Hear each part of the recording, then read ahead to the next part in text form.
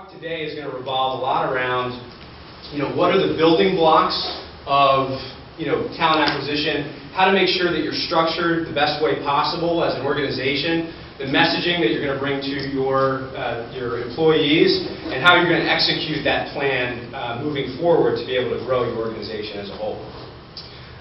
So just a little bit about the Davis companies and why I'm up here speaking. So as a business and the type of services that we offer, we have a really unique perspective in regards to what makes your employees move to another organization, or what draws employees that you want into your organization, both at a small level and high level, depending on the size of the company. So we were founded back in 1986. My father, who is the bald guy in the back there, he started the company out of his basement. So we've grown and been able to develop the organization, over the past 28 years, and have seen a lot of different seasons and changes, and have had a lot of great growth. One other thing about our, not only our individual business, but also our clients. We work up and down the East Coast with close to 500 clients, ranging from startup organizations all the way through to Fortune 500 clients, partnering with them to help them attract, engage, and retain their talent. So whether that be contractors that are brought in to do some sort of a project, attempt to hire opportunity where you're an organization that wants to try an individual out before you invest long term with them, as well as direct hires, so being able to go out there and find the right talent that you're not able to locate and find. Types of customers that we work with. Once again, I discussed working from small mom and pop startups all the way up to Fortune 5. We work with a lot of high-tech companies, so people that build a product or develop a product. So that can range full suite from the individuals that are assembling that product in a line all the way up through to executive search and everywhere in between. So anybody that has a product or service, we're able to find different facets of those individuals within someone's organization. There's four major building blocks when you look at an organization and the growth of an organization. So the four major building blocks that we see in partnerships with all of our customers, right, that allow them to succeed, is what I'm going to talk about right now. And the first major building block in regards to making sure that you have a strong foundation and that you're really being able to build your organization for the long term is having a strong blueprint. And having a roadmap or a blueprint for your organization of the next 6 months, year, 3 years, 5 years down the road. So, just kind of looking out. Anybody in the audience have they built a house before? Has anybody built a house? Right? So, can I ask you, what was your experience building a house? Was it a positive one? Was it a negative one? Can you talk about that a little bit? Yeah, no, it's tough. I mean, people think that you can, it's easy, but with all a set of plans. Who was managing that project for you? What's that? Who was managing the build of the house? Well, it was co-managing, myself and the general contractor. And the general contractor. Yeah. Now, did you have incredible confidence, and was there immense amount of communication that went into making sure that that project stayed to task? And that it's all about communication. Okay, great. So looking at building a house, it's very similar to making sure that you're building a plan for your organization to be able to have it grow. So, looking at that, you need a project manager that is able to sit there and make sure that the electrician comes in and does the groundwork before someone comes in to plaster, and making sure that each of the functioning parts that's going to make up the foundation, the walls, the roof, the electrical, everything, the fit and finish of the organization, is moving towards the overall goal to have a family in the home. So what's your overall goal of building a house is, to build a life, to build a family in the long run. Same thing's true for your business. So, being able to have an organization where you have a blueprint for how you're going to grow over the next, once again, 6 months, 1, 3, 5 years down the road is incredibly important. And make sure that you're explaining the blueprint to every level of the organization, and that people are bought into the overall mission of kind of where the company's going, how it's going to be built, and where you're trying to achieve or get to. So one thing that we speak is true to our organization, and we see as a general thread through a lot of customers that we work with, is people believe in a world they help create. So having a buy-in from the individuals at all levels of the organization that they're part of something, they're part of something bigger. They're not coming in 9 to 5 and they're watching the clock and they're typing on a computer and just data entry and then they're leaving, that there's some sort of a mission statement to it. And I think that what's important about this is you can have individuals that are having tasks that are being done, but making sure that you're also connecting and showing them the bigger value of where your organization is going. So just to kind of recap on the corporate strategy piece, what's your 1 to 3, 5-year plan down the road? How detailed is it? Making sure that you can actually communicate that with your employees and move forward. And are you actually living your plan? So what you set out to do, are you actually staying on track to accomplishing that? The second piece of the building block that allows you to attract, engage, and retain top talent in the industry has to do with culture. And cultures can be a really funny topic in that you need to make sure you define culture and you figure out what makes you tick in terms of a culture. So can anybody speak to or think that they have a strong culture in their organization currently right now? Or does anybody out there right now believe that their culture is strong? Yeah? How about a raise of hands? Who thinks their culture is strong? Okay. So why is your culture strong? What are some attributes to what make up a strong culture in your company? You can just say who you work for as well. I work with First Investors Corporation. So we're a privately held financial service firm, so more of the family type of feel still. Obviously in a growing industry, so just having that camaraderie in the office, and we're always out at trade shows doing networking events, so just helping each other grow professionally and being in business for yourself and being on the same team. Yeah. So that's kind of the feel, and a lot of people like that about our company coming in. You feel like you're part of something, Yeah. right? You have a mission, you're Right. engaged in the organization, you feel like you're not just coming in and doing remedial tasks. Right. You might be doing remedial tasks, but it's for the greater good of the organization. You're helping out in a lot of different areas. So, people want to believe in that culture that they help, that they're able to.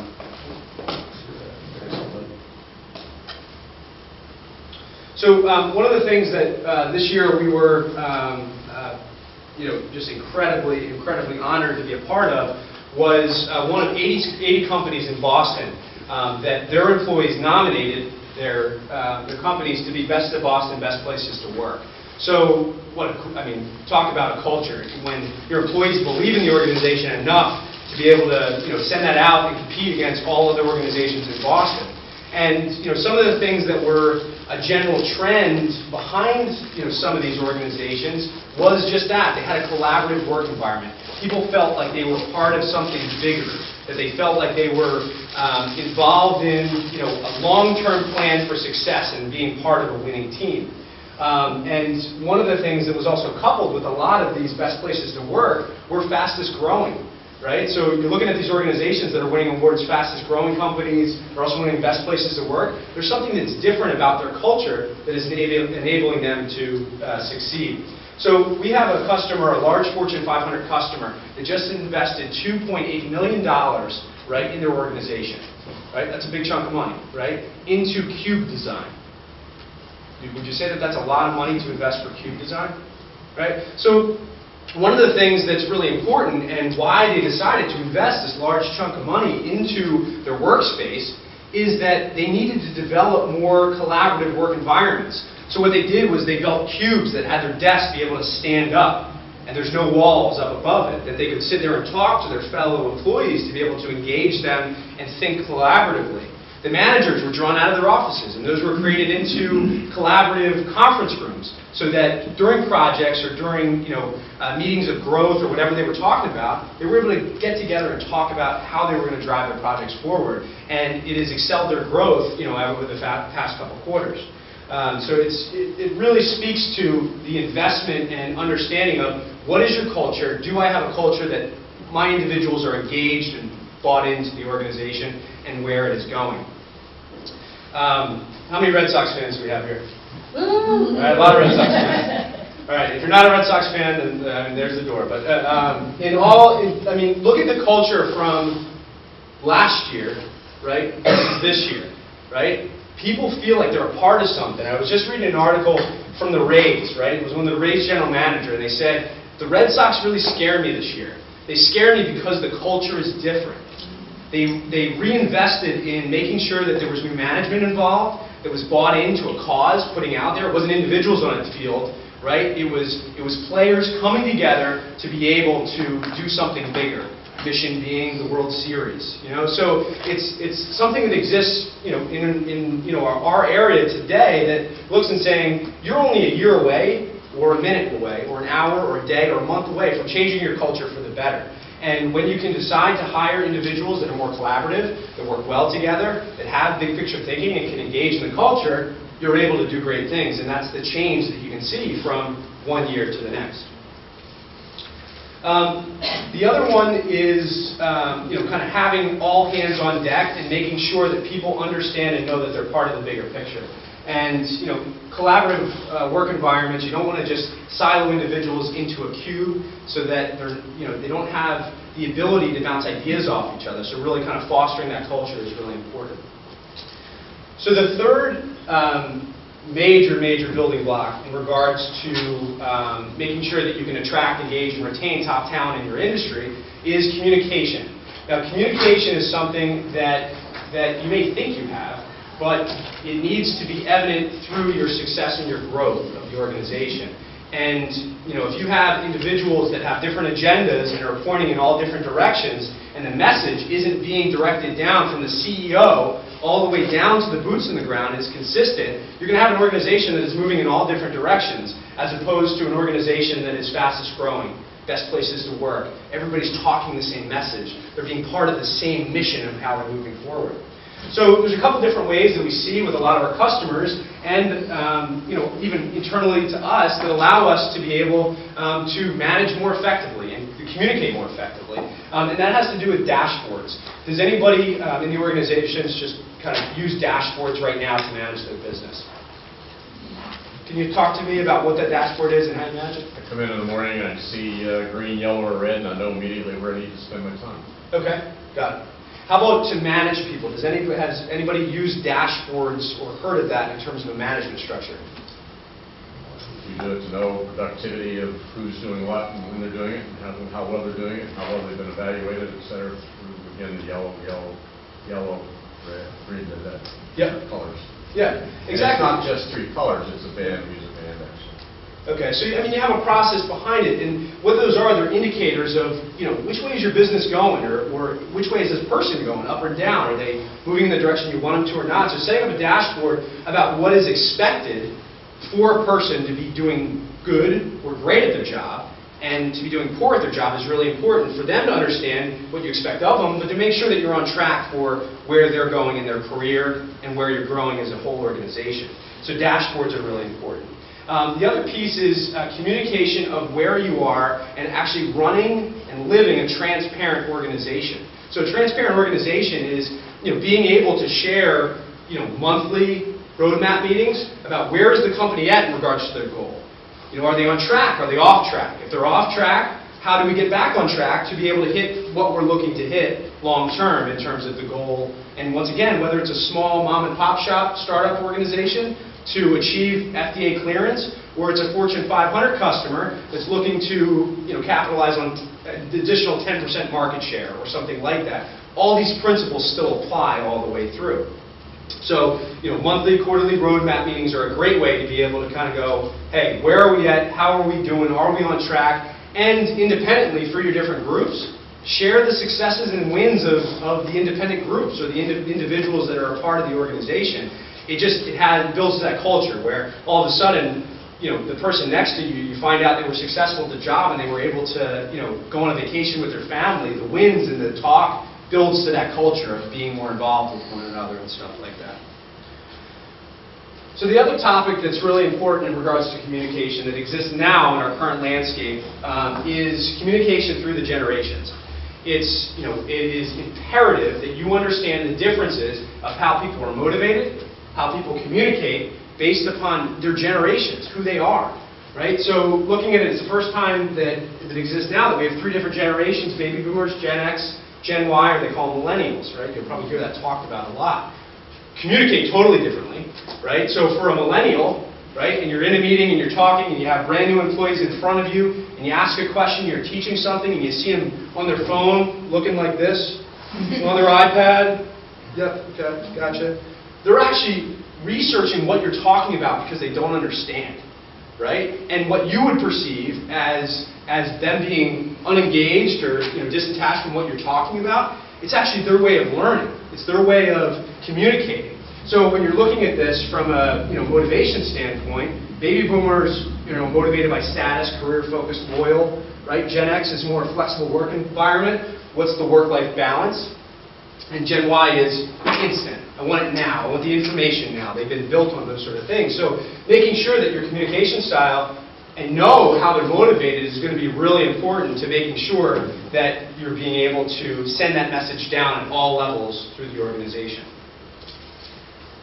The fourth final bucket that I want to talk about in regards to the war on talent and how to attract, engage, and retain the top talent has to do with talent development.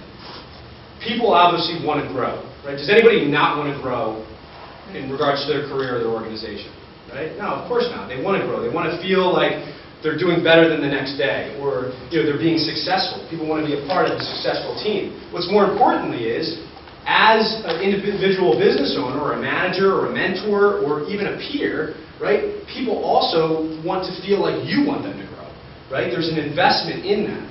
So, there's a bunch of different areas from an organization standpoint. For a lot of our clients that we work with, as well as internal, we use an organization called Dale Carnegie. Has anybody heard of Dale Carnegie? Yes. Yeah, so what's Dale Carnegie about? Can anybody explain that, just from base knowledge of it? How to win friends and influence people. Yeah. Okay. So is that a business? Is that a business course or is that a life course? It's a life course. It's a life course, right? So every single one of our employees goes through Dale Carnegie, right? And it's to show them how to communicate better and be a better person, as well as how can we do that in the work environment, which is really important to be able to make sure they understand that I'm invested in them and moving forward. The other is, making sure that, when you're bringing individuals new, whether they be brand new to the company, right, or having a lot of experience being brought into the company, that you have some sort of an onboarding or training program that's being effective, that you're being able to communicate and train individuals, not just throw them into an environment and say make some calls, but actually show them what's the worth of the business, what they're doing, what's expected of them, using dashboards to set expectations, whatever it may be, and kind of move them throughout their career. The other piece that's really important that we find a lot when we partner with organizations to help them find talent that we see them not doing is using their all-stars to be building their bench, right? So having their top producers being able to relay tribal knowledge and be able to develop their individuals, right, to raise their bar immediately. So if I have an all-star salesperson that can engage with a junior salesperson and ramp them up in the next 3 to 4 months, as opposed to a salesperson coming in and trying to figure it out on his own, you're leveraging your top talent. I was listening to 98.5 a couple days ago, and they said Tom Brady spends every Tuesday with his wide receivers, his young wide receivers, to go through routes, to go through timing, right? He's trying to take his knowledge and what has made him so successful, right, and just spend as much time as possible to develop that so that they can achieve their overall goal moving forward, which is, Super Bowl. How can we get a team that's a junior team where we've had a lot of injuries, everything like that? How can we step their game up even further? And the last thing in regards to talent development is making sure that you have a clear kind of roadmap or a clear structure to what are the opportunities within your organization to grow. So career pathing. Okay? So as someone comes in, what are my options to grow? Where are we? Am I going to be an accountant for my whole life, or am I going to be able to have other opportunities to do more or take on other projects, whatever it may be? So we see this, that the fastest growing effective organizations that are growing towards their overall mission and see growing fast have this embedded in their organization, so people can see, touch, and feel the growth and where people can go.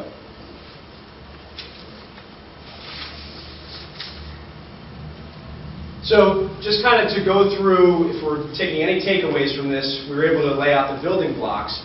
Understanding the differences of the attraction, engagement, and retention of current employees is going to be important to be able to kind of develop your organizations further. So from an attract standpoint, you really need to try to figure out and understand internally what is your curb appeal, right? And when someone walks by department store, what is that thing that catches their eye about the organization, so that you can define that and communicate that out to people that are, that are out in the industry looking to join top-tier talent and companies.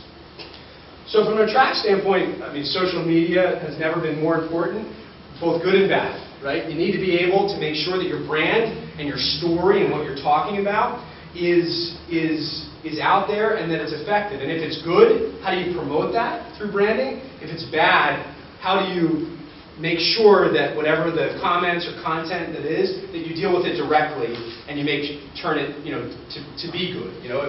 Is anybody familiar with Glassdoor.com? Okay, what is Glassdoor.com? Glassdoor is a place where job seekers can go and check companies out, find experience, check income levels or ranges for specific roles. Yeah, so it's an X-ray vision into a company that's non-biased, right? Right. So Glassdoor, there's two ways that you can use Glassdoor, right? You can have positive, if you look on there and you look at your company, and there's things that are positive about your organization, right?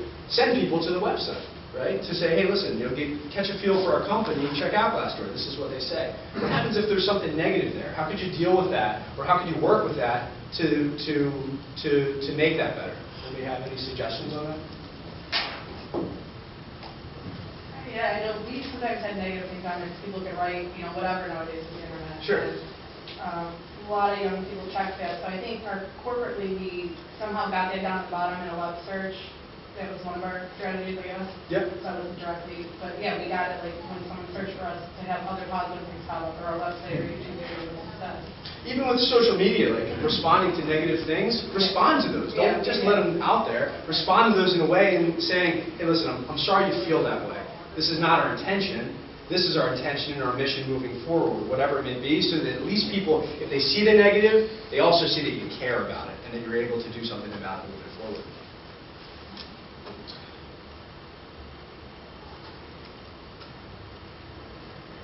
The engagement piece of,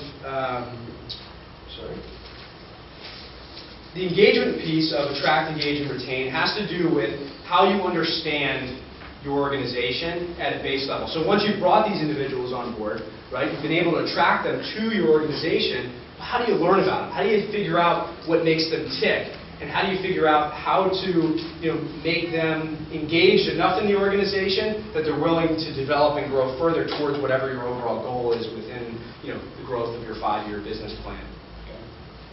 So there's a couple things that we see within organizations that's really important to unlock the potential of people. We see there's a few organizations that we work with, both small and large, that use whiteboards, right? They use whiteboards to connect both your personal goals to your professional goals.